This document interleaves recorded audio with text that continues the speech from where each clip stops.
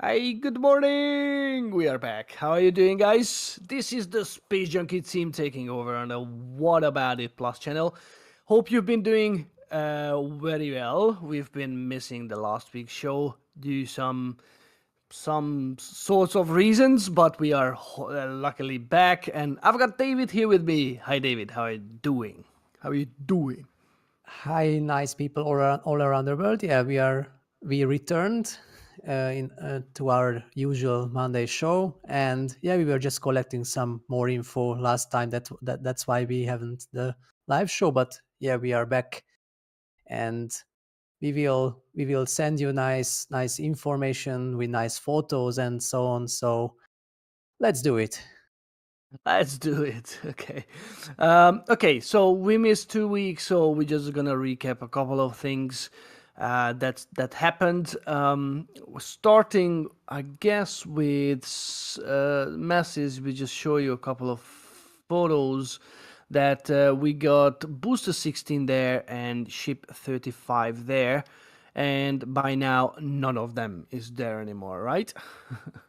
Yeah, there were some quick happenings around there because both stages were just moved there, and yeah, they were there about 1 week. So the ship 35 had 3 rounds of cryo testing. So in the first time was only separated the methane tank, then oxygen tank. Then, as you can see on this photo, both of the tanks were fully filled with cryogenic nitrogen.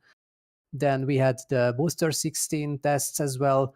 But as you Sabi mentioned, it's empty already. So both of the stages are rolled back to the production site, and they are prepared currently to the static fire rounds. This is like a good disco show, to be honest. As the Yeah, clouds come and go, it's been vibrating like hell. Sorry for and that. We did not meant to cause anybody some yeah, epileptic yeah, and of course, period. we shouldn't forget about the booster 16.1 test tank, which is Mhm. still there. Sorry, it's not Mhm. 16.1, it's just the test tank 16, all right? But it's hard to follow the nomenclature nowadays because there are so many different prototypes and test tanks. That's a small one, the little one next to the crane. So it was rolled back too. So the Messi's test site is currently totally empty, and that's nothing there. Nothing to test anymore, but yeah, definitely the life goes on, and everybody has some huge expectations about towards the future because I guess no one knows exactly what the heck is going on down in Starbase. We will talk about it a bit later because yeah, the But it's future quite is exciting. somewhat cloudy, to be honest, just like Starbase, but we'll see. Okay, let's see what's going on the production side because yeah, there's a lot going on at the production side, Oh yes. namely, namely with this lovely high bay, because it's about to get demolished, isn't it? Yes, the day has come, and some days ago, around last weekend, the demolishing or the deconstruction has begun. And parallel, there was a quite big crane built because that will just lift out from the top of the high bay the bridge crane, because of course they don't want to totally destroy it, because I guess it's a quite um, quite expensive stuff. And so that this big crane will just lift it out, and after it we don't know what will be the exact way how the entirely the high bay will be demolished, or just it will be just blown up and it will Any just chance of using explosives? maybe, yes, because SpaceX I don't think so, to be loves honest. to explode something at all the time. But okay, I don't know what you mean. just a quick joke. But yeah, there were some quite nice visual things, especially in the nights, because you could see some nice how to say it, um, Sparks. spark curtain, or how to call it. So yeah, that's the the construction of the top level. Of course, the windows have been just removed previously, so everything is prepared for the cutting stuff and everything like that. So yeah, the days are counted of the high bay, which we can now call as Doom Day or Doom Yeah. Bay, better to Doom say. Bay. Yeah, I Doom like that. Bay. I like that. Hold on, I got another video. Sorry, just to show it you like that. But this is a pretty nice site. Yeah, And to be fair, it's so funny that at Starbase there is a fine balance of building and demolishing. It's like a wave coming and going at Starbase.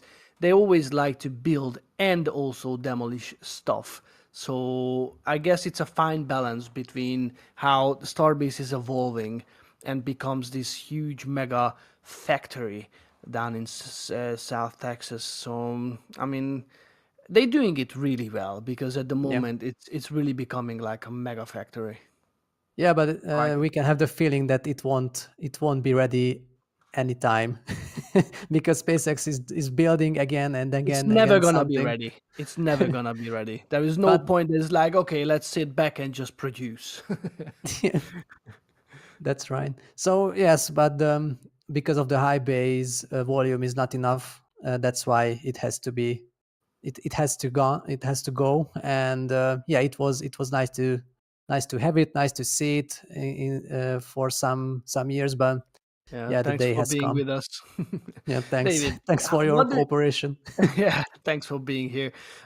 Yeah, so what do you think? How far or how large Starbase is going to expand? Because, I mean, it's not hard to see, especially based on the previous plans that they are about to start building. Well, actually, the building, the construction work at Florida has already begun, and Yes, the Gigafactory is about to get started being built.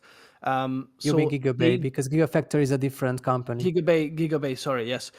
So definitely Starbase won't just grow and grow and grow because there is no point. At some point, the real manufacturing process is going to be located at Florida. So there's Yes. no point, growing. I don't know, huge from this point. Maybe few modifications, but right, it's probably Yes, not I gonna go too much. I think, but it's only my opinion that this Gigabay, which will be built currently, Hmm. or in the very very near future, it will be the last big show or big phase of the completion of the Starbase itself. Because as you Hmm. mentioned, the main part will be just transferred to the Florida site, and that's why, for example, there is no more new base is needed anymore. So this 2 megabay, which is currently still there, and one more gigabay will be, I guess, enough for the mass production of the Starship prototypes or already operating stages. So yeah, as we can see Sabika so painting or drawing, Yes, please. The that's highlight the of the show for me. Come on. all the time, of course. It's beautifully just I it's not I'm so happy for without myself, any really. comment. Yeah, It's thank like you. a giant giant how the Net. net or how does it Falcon 9 and Super Heavy does it? Oh I yeah, don't the know. grid fin. The Yes, grid the fin, grid yeah, fin. thanks. Yes, It's a thank you. giant grid You see, fin, yeah. subconsciously, I drew a grid fin on Starbase. Okay. But that's the estimation of the Gigabay base, so it will be quite huge, and it's not accidentally there, which is painted in the territory of the Star Factory, let's say, because rumor has it that this small part of the side wall will be demolished or just implemented, let's say, to the new Gigabay. But it's quite a strange part of the Star Factory. Let's be honest. And Mhm. yeah, it has more disadvantages than advantages, and maybe it will be a good decision from the SpaceX engineers that they will just connect it with or just demolish it and connect with the entire side of the Gigabay, and Mhm. it will just make the processing just quite easier. So yeah, that's only an estimate. Okay, again, it's not sure. We will be sure when the exact base construction will start. But that means that not only the high bay, but this poor Stargate building has to Iconic. go. This iconic building, yeah, because that was the very first visual Mhm. thing actually around Starbase when all the production site was just some sand how to say it Sand dune. sand dunes, yes, again, and that there was nothing, just this only small Stargate building, which was actually a school. But then SpaceX has taken over, and now that will be the second victim of the of the reconstruction or the Absolutely. movement of the Absolutely. Starbase. Hmm. Okay, so but yes, of course, there was some building or just painting, let's say. Szabi's famous building, the which is the Hell parking yeah. lot, has received a new painting or Um, equal job on there its we go. side Hmm. because it was damaged at the last big windstorm, and everything was just removed, and now it was a new decal job done. And yeah, maybe the ship design was changed a bit, so that's why SpaceX has decided to change the entire decal. But yeah, it shows a Hmm. nice Mars base, and of course we don't know when it will be real, but hopefully in our lifetime, or just Let's yeah. let's point out the presence of the cranes at the site. In our live cameras, we could spot that. Ooh, you are the master of the cranes. That's the Me? and help me out. Okay, let me see if I can find that. Yes, that's the LTM 11200 crane, the yellow one, if I'm correct. I think I'm correct. It I can was be, yeah. cheating. I was cheating.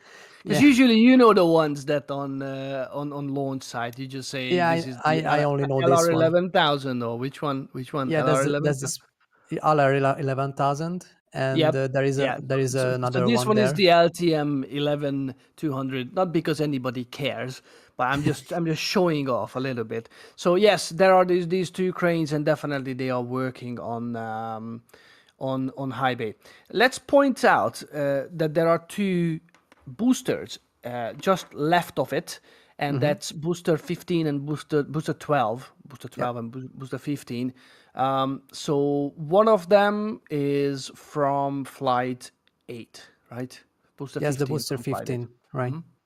So I'm it not was too just sure parked there. which one on the right. Is it on the right? That seems more worn. Maybe with the cap, it's the booster 15. So with this nice white cap on the left Hmm. side, that's the booster 15, and to Let the me right see. is the booster 12. Okay, I got some photos about that, but they are both charred. So, Booster 12 was from Flight 5. Flight That 5, was yeah, the first one, right? that was the first one which came back, yeah, Uh huh. or Uh huh. it was caught, yeah. Yeah, yeah, yeah, yeah. And Okay. yeah, so we can be almost sure that booster 12 won't be used anymore. So it will be it can have the nice um, after flight days, let's say. Mm-hmm. But booster 15 will have some work to do. Of course, we don't know when, Mm-hmm. and but rumor has it that it will be reused someday. And that's and then currently it was only parked there because actually, I don't know exactly why, because in the Mega Bay there are some place or workplaces, but yeah, that was the decision was made, Mm-hmm. and Mm-hmm. currently the booster 16 is in the Mega Bay one, and there is under construction the booster 17 and maybe booster 18 as well, which can be the first Block 2 version of the Super Heavies, but we are not sure. It's not confirmed yet. Yep. Help me out. So which one is which? So with the larger cowbell, that's the older one or the newer one? I'm a bit confused. Go to the top of the boosters, please, because on the booster 15 has its There is cap. a Yeah, ring. 15. So There's 15 on the the left. 15 which has the cap Oh yeah. because they Yeah. want to You're save right. the top of the booster, and on Yes. the left. So from this Yes. angle, the booster Because 15 this is was on the left. okay. So that's the cap, right? Yeah. Gotcha. So Okay. So nowadays, that's until oops. it's not stacked or the hot staging ring is not installed, Mm-hmm. SpaceX engineers using Gotcha. this cap to Okay. save the top of the boosters. Yeah, Yeah. but Okay. that's why booster 12 is doesn't need this cap because it won't be used anymore. Okay.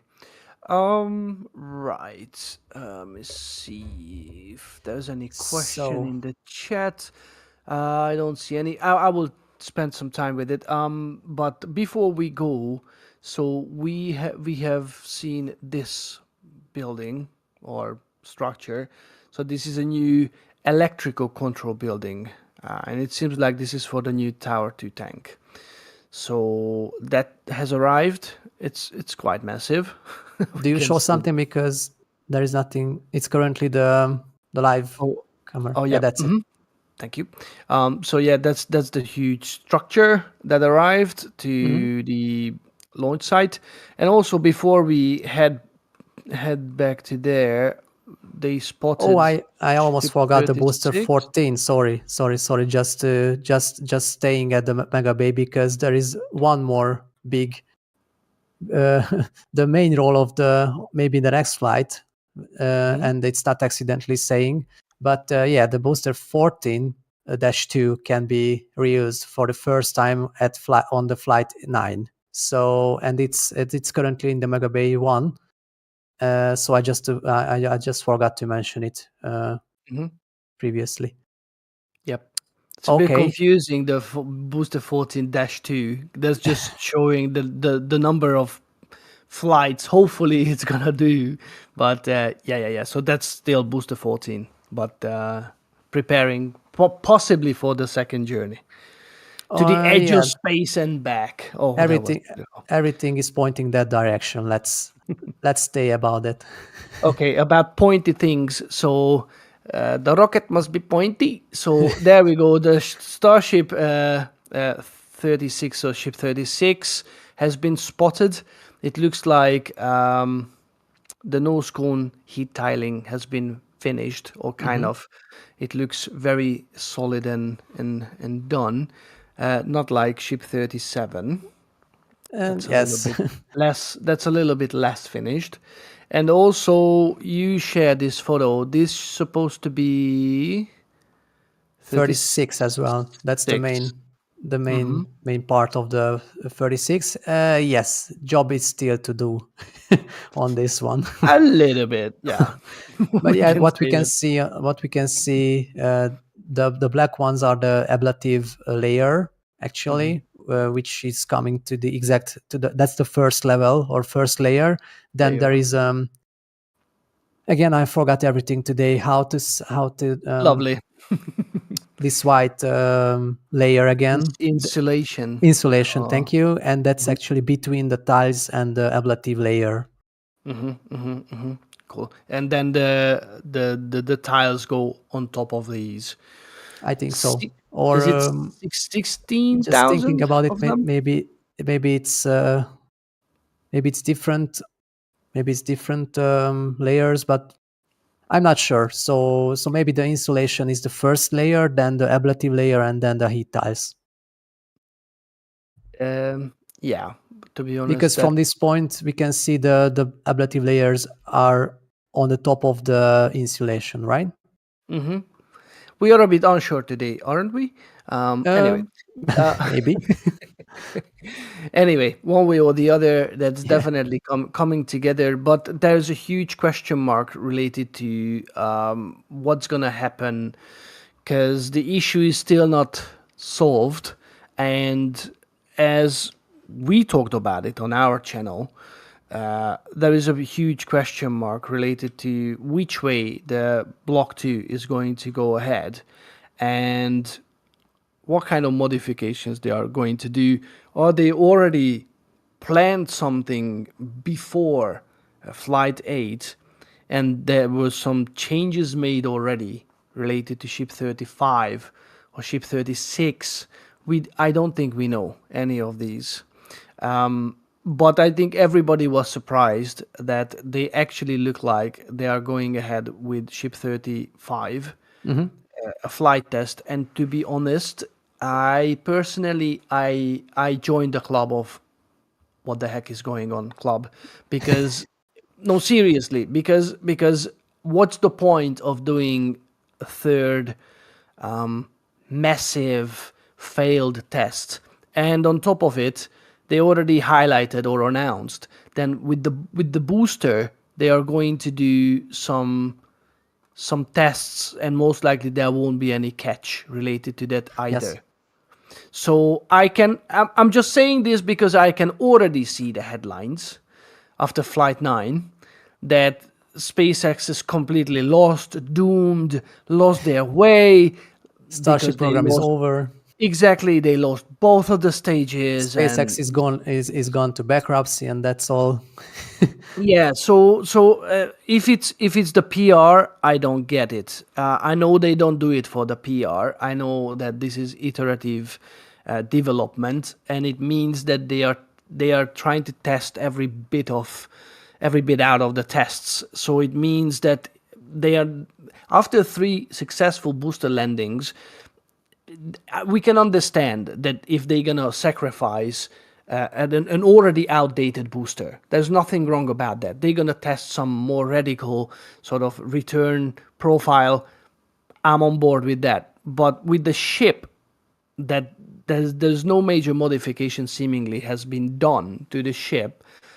I don't see why they don't take their time, I think see the about it, point. share it.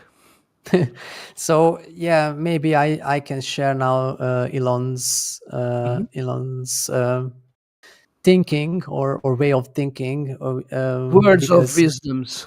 Yeah, yeah, but of words of course wisdom. who I am compared to Elon. But yeah, so he wants to maintain the rate of the launches, or just make it even faster and faster, and that's why. Although ship 35 hasn't got enough hardware change, so we can be almost sure that the downcomer system, which was the um, weakest part of the currently the block 2 versions of the ships, so it wasn't changed at all, or just some modifications. But in so short of time frame, they couldn't do big modifications. We can be sure about it. But SpaceX has had to decide that they are going for option A, which was that's only my opinion. So there were 2 options. So they will follow a longer period, that they will just completely stop everything. They will stop the construction and building the ships, and they will do a totally entire modification process, or they send the ship 35 with some software modifications. That means that for example, the throttle of the Raptors will be just reduced, and they hope that the resonance and oscillations will be some the level of the oscillation will be a bit lower, and ship 35 can survive the ascent phase.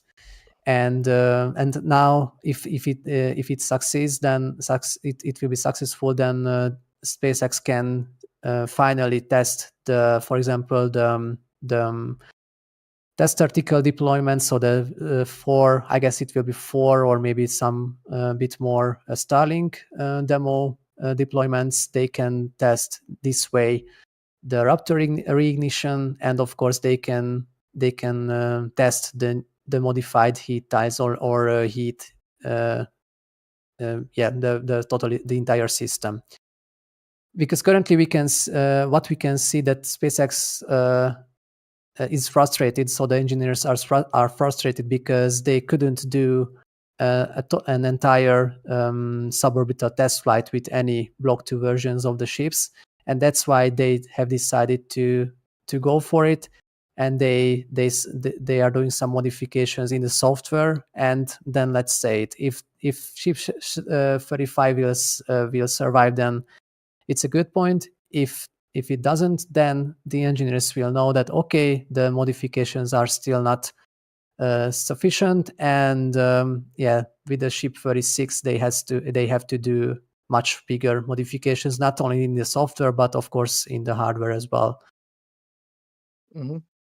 And the booster, that the decision about not to catch it, I guess it's totally it has it's totally real, because they want to test different attack of angle, which means the booster will come back in a different angle, which means for example different propellant consumption, different forces on the booster. So why not to test? That's why the prototypes are Yeah, built. I don't think anybody has any problem with that. I Just to mean, explain why not yeah. to catch it Mm-hmm. again, because of course it will be nice to catch it one more time for Mm-hmm. the second time, and maybe reuse it for the third time, but it won't be the booster 14. We can be sure it will be a later booster, but it doesn't mean any negative to the Starship program. Yeah, this debate about the ship, it's totally different show or Absolutely. different story, but yeah, at least Absolutely. we enthusiasts, we can see earlier and again a Starship launch, Mm-hmm. which is for us a better solution. So we were not live, as I said at the beginning of the show last week, and but in our Hungarian show, I sort of said this to our audience that so I try not to be an apologist for SpaceX, and not and always thinking that they always know their way and they always find the solution for everything, and so explain why they do what they do, even if they struggle. If they Mhm. struggle, there's nothing wrong with that. This is a very difficult project that they started to do. But I don't think, that's my personal opinion, that I don't think that this is what the engineers want. Mhm. I have a bad feeling that this is what Elon Musk wants, to show that SpaceX is still on the move. They still have the cadence, but we know it's not, obviously it's not a fact, but we heard the rumors that with Flight 8 the engineers were kind of rushed Mhm. with the quick fix.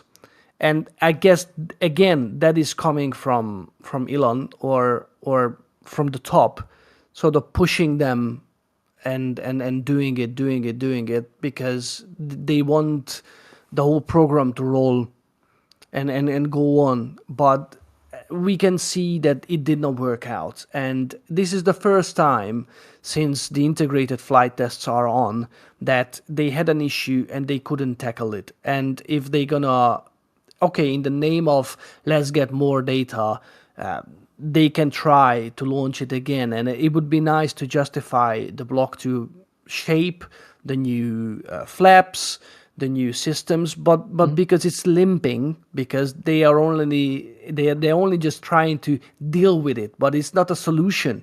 There is a massive design error, most likely, with Block 2, and Yes, and it seems to be. yeah, it's not a fix. They just trying to minimize the vibration so much that it will get to space, and then whatever happens. I don't think that they can relight the engines or do the real tests. Probably they can deploy the Starlinks, and probably, yeah, that's worth it trying. Mhm. But I'm afraid that it's just gonna blow up again, and then I don't know how much they're gonna win with it. We'll see, obviously, but I'm Of just course. trying to say that we don't want to sound always like, no, it's gonna be all right, and they know what they do. Probably they don't know what they do because they are rushed, and it's not an engineer decision, and rather I don't know. It's Elon's decision, not the Yeah, engineers. I didn't want And to I say guess political, nobody but wants probably to. not political decision, but yeah, it's And I not a guess rational decision. Yeah, sorry. And I guess nobody wants to say Elon.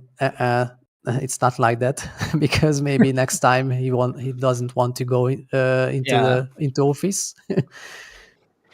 yeah, uh, yeah. so yeah, Anyway, we will see how the Starship program will go on, and hmm yeah, but it's sure that the Block 2 design is not the best yet. hmm hmm Yep. And the fact is that they have huge plans. I mean, just like Ekij is saying, Mars transit window in 2026 won't wait. Need to keep the pressure on if they want to be able to fly to Mars to 2026. They have mega big plans and they have so much to do up until That's for then. sure. So much to do. And it's already 2025, Yeah, almost the only April. good news that Mars transfer window starts in December 2026. So at least it's in the very end of next year and not the very beginning, because with that we could be sure that next year's any Starship won't be sent to Mars yet. But Mm-hmm. that since it's December 2026, maybe they will develop so frequently the Starship or in a so big volume that maybe they will be ready until December 2026 for the first launch towards to Mars, but it will be a totally big surprise. Mm-hmm. Currently, Mm-hmm. what we can see, Mm-hmm. but that SpaceX, so they have surprised us quite a Yep. lot of time previously in their 23 years of Mm-hmm. operation. Mm-hmm. Mm-hmm. Yep. W4TPZ. Nobody is turning it into a political hate fest. I think saying things out, it doesn't mean that we turn anything to anything like that. Um, Elon is a human being, right? And every human being can make mistakes. So don't assume, nobody should assume that he cannot make mistakes.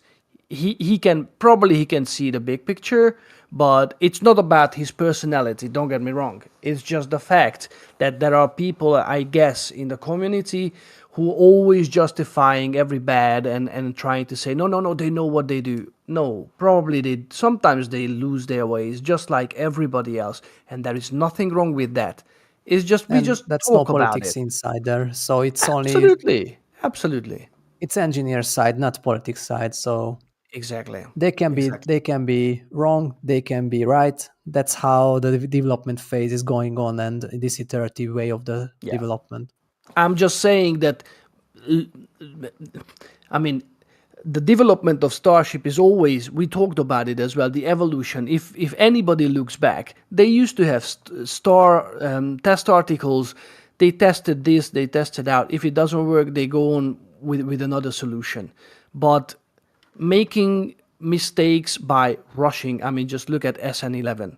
Anybody who remembers that, we went down there and we talked to Maria Pointer, and she talked to some people, and they were saying that they were launching it no matter what. They Yes. knew it's not going to do any good, and it did a lot of harm to SpaceX, Mhm. scattering debris all around. But they did it anyway because of some pressure, because somebody made the wrong decision. Anyway, I don't want to make a bigger thing out of it. It's just we just wanted to say that loud that probably things are not the way it looks like. That's it. That's all I wanted to say. Yeah, maybe there is some frustration because of the time flies by, Of and course. they have every time less time to accomplish what they Hmm. have deal with NASA, for example, the HLS version, because that's a Block 2 version as well. And Indeed. of course the Mars plans are not Hmm. they have to focus on that, because these two big projects will be run in parallel. Yeah. So one okay, then that's all. Okay. Okay. no, Right. no no more comments on this. Let's see what's going on with Pat B. That's on Yeah. our live camera. By the way, you can watch these live cameras 24/7. just search what about it the channel, and if you go to the live streams, then you can find this 24/7 live stream anytime, if you want to take a look at what's going on at Starbase. So this is Pad B, and this nice structure is coming along. Very Yeah, there are some big visual nicely. improvements compared to last time. So it's not a new tower. Let's say it's only a gantry for the cryo system, which will or the tanking system. So yeah, it's a quite quite huge and quite massive structure. But as we have already learned, compared to Pad A, the Pad B will be totally different, and it will be a much robust launch site or launch pad, and everything has to put inside this gantry because, as you all know, for example, from Felix's previous videos, that the launch pad exactly will be mobile. So they will change it time to time or after every launch. We don't know, of course, the rate yet. But since it will be removable, that means that every subsystem has to be inside this gantry, and they will just connect it with the mobile launchpad. Otherwise, they had to build in every launchpad the exact system, and that's what they want to avoid. And that's why will be this gantry so big and so robust that every subsystem will be just collected inside in it. So yes, that's the one point. And yeah, of course, our famous topic, the the concrete pouring. Yep. which can we can't avoid anytime. So I guess there were some hundreds of cement trucks lined there. It's all, I guess it's more than 400 currently, and it means a lot of concrete, a lot of concrete. But as you can see, this flame tunnel is huge, so it needs a lot of concrete. You can see the rebar was already laid down. Of course, that was the first part of this enormous task or enormous job. And after it, the bottom of the trench was poured with concrete. And of course, it has to be now be strong enough to have the second and the third layer. And in parallel, there are some very huge items which are currently seen at the bottom of this photo. If you can just zoom in a bit, Szabi, please. Which bottom? It's above the RGB area photography logo, around 2 o'clock. Bit down. Yeah, these ones. You can see this frame. Yeah, that's it. And that's a very huge part, and it's actually the side panel. That's only a side panel of this huge trench, so it will be filled with concrete as well. So it will be a very massive part of this whole trench. Is it this one? Yes, yeah, exactly that one. So Yep. it's quite huge. Yeah. We can be sure about it. So because I'm not an engineer, I don't know exactly how does it work, but yeah, it will be full. It will be filled with concrete. All right, and yeah, and turning to the chopsticks, there were some testing with it, and the first full height test was done with the Pad B chopstick, and it's a quite good point because of course we know that on Flight 9 there won't be any ship catching anymore, but still the work has to go on with the chopstick testing, and I can't see the exact date, but it was maybe day before yesterday, around on weekend. Okay, let's say. So it's quite good that the first full height test was done with the chopstick, and now they can turn to the next phase, I guess. So they will just open and close it, and they just will do full speed tests and so on. So yeah, they go on quite a good pace with it. That wasn't too long time ago when we were watching the tower being built and the chopstick arm sort of put Yes. it in place. And yeah, I mean, and right now it's already moving and going up and down. It's really nice to see how things coming together. I was actually thinking about the whole structure of the pad is now being built, and how they redesigned the whole idea. And we've seen in our community as well that why they didn't start with a proper flame trench and blah blah blah.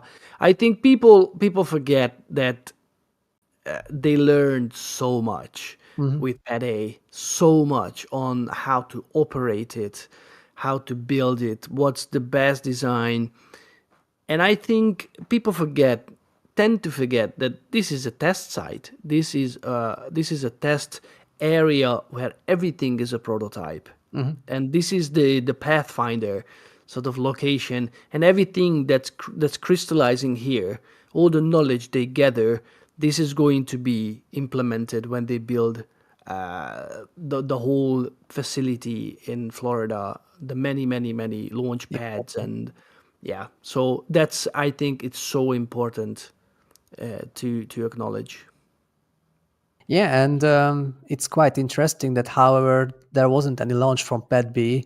It seems to be that the Florida site is following this direction, what we can see on Pad B. So it's quite interesting that without any test data, they seem to go for this structure and this design, and the engineers hope that it will be strong enough and robust enough to withstand the forces every time, of course, because it's a long term design already, so it's not a short version or short time version anymore.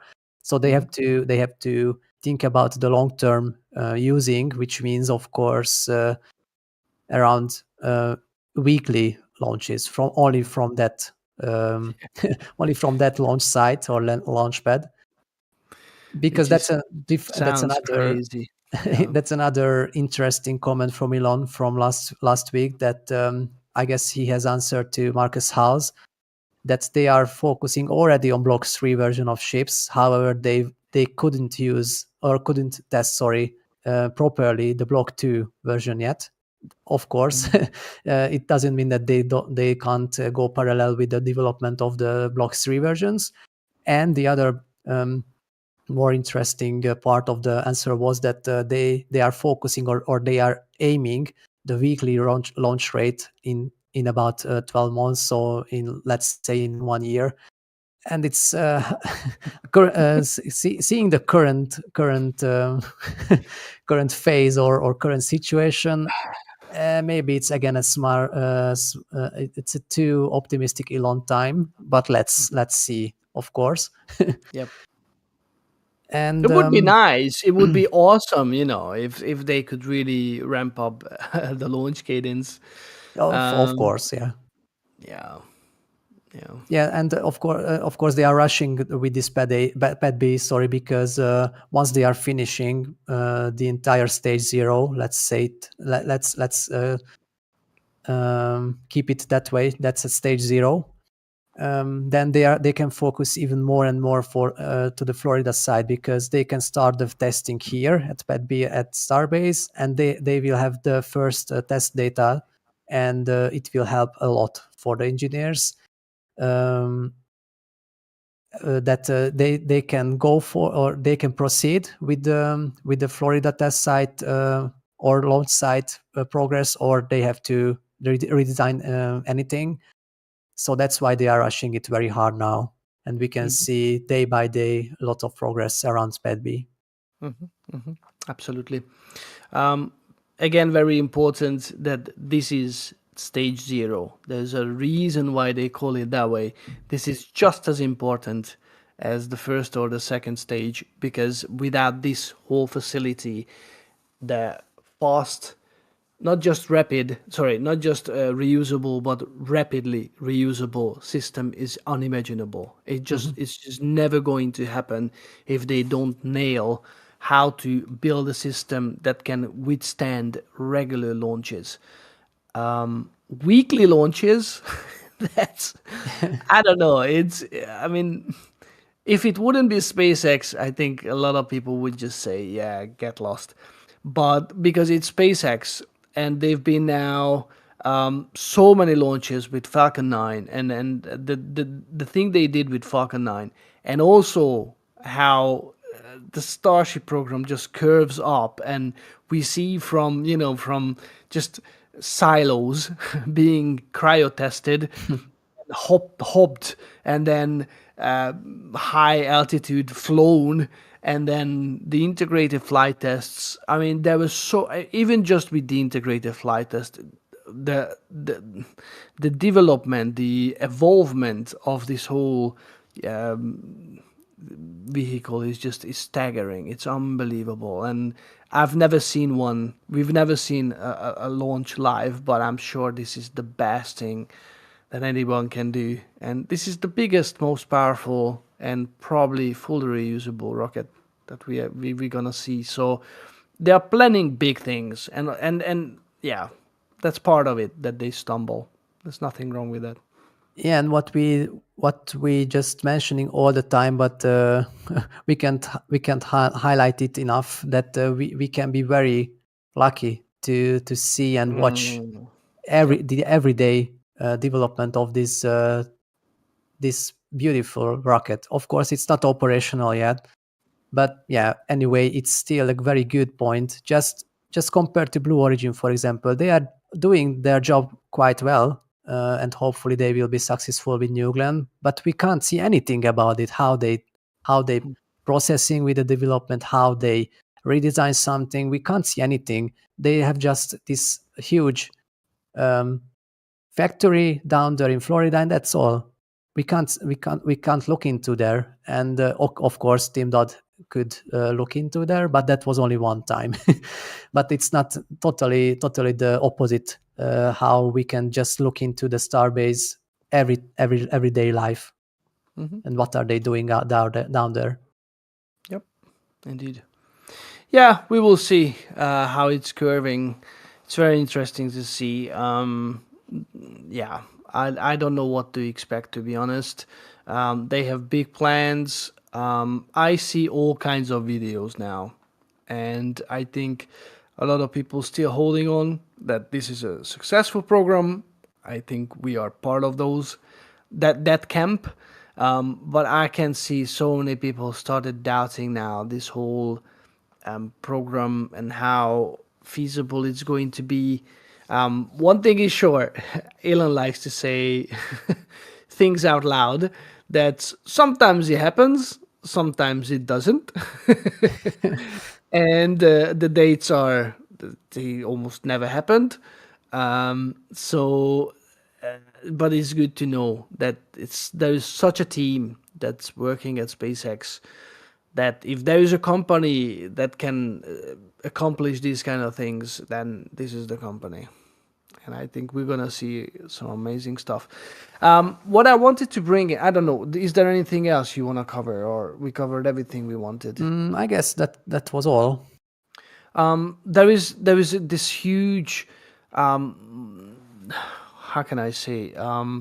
There's this huge motion now related to Mars, and obviously it looks like that the key achievement that they try to get to is Mars. And are you not afraid a little bit that now it seems like the focus is narrowing down on Mars and it's less and less Moon, apart from the fact that they are part of the Artemis program, but it's always about Mars, Mars, Mars, Mars, Mars, and I just feel like I know the time is a very precious thing, but somehow I always felt that Moon is such a no-brainer to go and test your vehicles, your capabilities.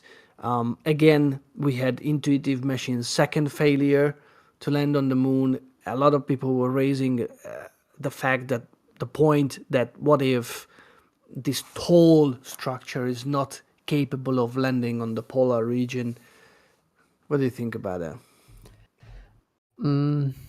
Of course, maybe all of you know that the two versions of the HLS, so the, let's say, the lunar Starship and the Mars Starship, won't be totally the same. Of course, that's a characteristic of the two different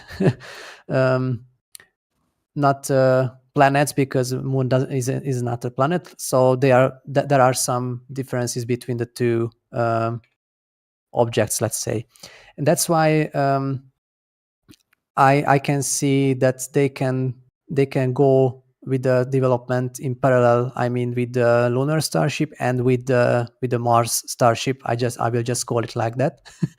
And if SpaceX has the capacity and the capability, and I think they have both of them, to have these two parallel development ways with let's say two separate engineer teams, then why not?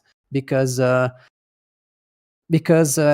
all of you know, the main focus and the let's say the ultimate goal of Elon is the Mars, to reach it in his lifetime and establish a base on it. And it means that at least before the first human beings can be launched there, some cargo starships has to be sent there and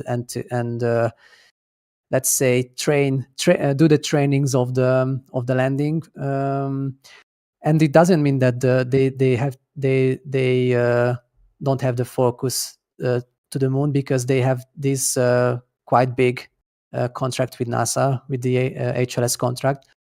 And on the other side, we can send almost in every week, every month, something to the moon, but that we can send in every 26 month only something to the Mars. And that's why they want to rush. And of course it can happen, and I think there are more chance not to happening the 26 launch window to sending the first Starship to the Mars. But it doesn't mean that SpaceX has to go and shame themselves, because the next window, it's much more feasible and much more realistic. So the 28, I guess, I don't know exact the date or the month in 28, but it will be 29 already, I'm not sure, but any time there. So most likely, if they most and likely. I just if it's to make it 26 December, yeah, to make it short, the Artemis 3, which is currently planned not no earlier than middle of 27, I guess it's not anymore feasible, because of course it depends on the Artemis 2, and once it will be launched, which is currently April, or maybe not anymore April, maybe they have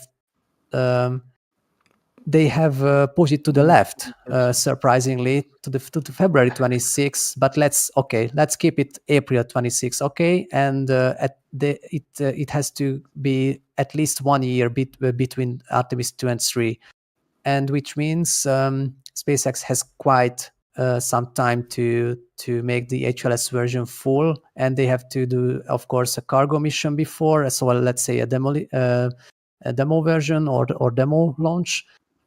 And but in parallel they can go to Mars. So if they are ready with the Mars Starship first, then why not they send it when the corridor is there? Just one more thing to add that we covered, I think, a couple of weeks ago. We had the luck to listen to Dr.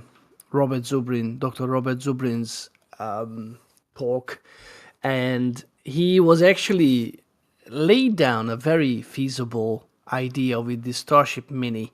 I can't have I don't have Starboat. Starboat, yeah. Starboat, yeah. Yeah, that's the one. And I don't have a good render about it, so this is just either done by Grok or some low resolution ones. But I really do like the idea, to be honest. He laid down, it's really worth reading. It's on Mars Society's website. You can find it, the full text. And he actually explains why would it make more sense to have a starboat that you can fit inside the cargo bay, and basically having a Starship remaining on orbit around Mars and then using that smaller vehicle to actually make it down to the planet and come back. Because if you only want to take down humans to the surface of Mars, it's really no point landing a 50 odd meter tall second stage or Starship. That's a different story if it's cargo. Yes, you need the full size, because the problem is that to fill these tanks with methane, you need to produce so much of it, and you need such a big surface of solar panels that is just not feasible. Versus if it comes to, I mean, at the beginning, definitely not. But when it comes to a smaller Starship vehicle that just need to only reach low Mars orbit, let's say, and then joining to the big Starship or whatever, having another vehicle, I don't know, then it just makes so much more sense. But I don't hear anything about this idea anywhere, almost. Me neither. And It's I quite don't know if strange. it's because it's not feasible, or if it's just not in the mainstream. But I'd like to hear more articulate sort of feedbacks from. Maybe they want to just reach first the Mars, the surface of the Mars, and then they will focus on some developments of this, let's say, starboat. Yeah, we will see. We definitely didn't hear anything about it, and yeah, Zubrin is very vocal about this, and it made sense. But again, we are not scientists, we are not engineers, so probably it doesn't. I don't know. All right. I think we are going to say thank you for your kind attention. Hope that you had a good time. We definitely had a good time. We like to talk about this topic.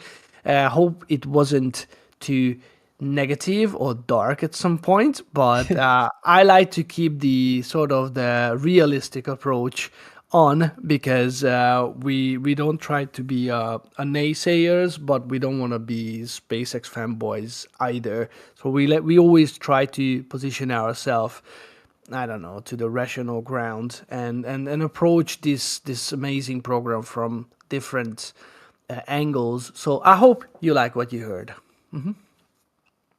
Yeah, so thanks for your kind attention for today, and yeah, we see each other next time, next Monday, hopefully.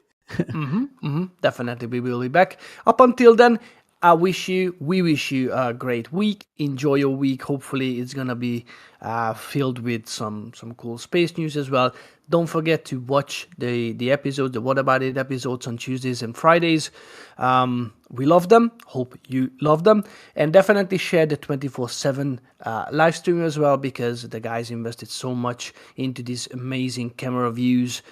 It always comes handy. So definitely stay tuned. If you're not subscribed, do that. Support the guys on Patreon. Your support and maybe a possible like comes a long way. Yeah, and we will be back hopefully next week. So stay tuned, and we wish you a great week. Have a lovely day. Bye-bye. Take care. Bye bye, guys. Bye.